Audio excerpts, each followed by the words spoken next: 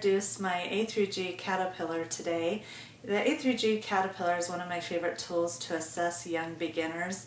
I use this in my interviews, and I also use it when they begin lessons. It's a great tool to review the letter names. It's a great tool to recognize the patterns that go up and then down, the musical alphabet going forwards and backwards and so on. So I thought I would just go through a little bit of hands-on of how we do things. And as you can see, we're on the floor, and so this is what I usually do even in the interview, is we go on the floor and we start by building a caterpillar puzzle.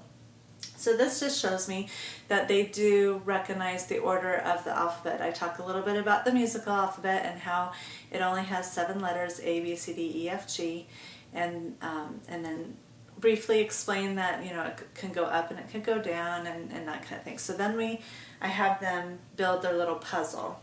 So this is what the board looks like, and I'll talk a little bit about how I use this part of it in a minute.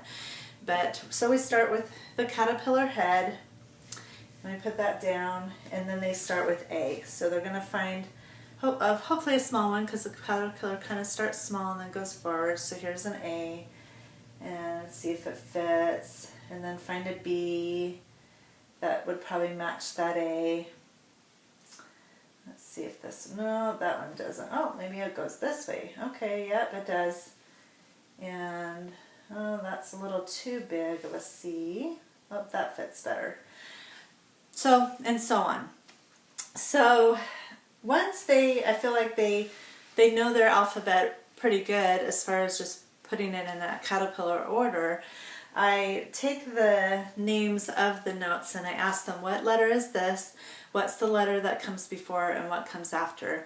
And I make sure before I show them the A and G, before we do this part, I reinforce that the musical alphabet repeats over and over again.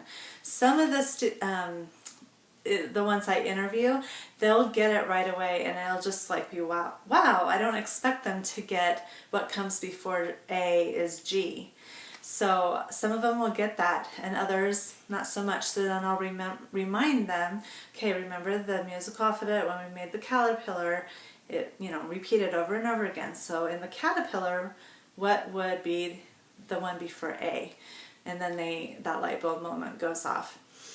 So after we do that, I take each letter and ask the before and the after, as well as the letter names. Another thing that you can do is actually have this as a help with the puzzle, especially if you have a younger beginner, like 4 or 5 years old.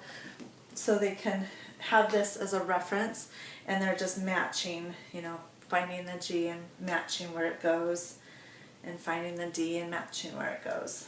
So that's another option that you can do. Another thing that I like to do with this is I have these cards that go with it, and on the card there's a little mini caterpillar on one of the notes. And so we put the cards upside down, and this is usually done once they start lessons and stuff. So they pick up a card, and as you can see, this one, the caterpillar is on E. So then they find an E, or they could find all the E's and place them on to the caterpillar puzzle.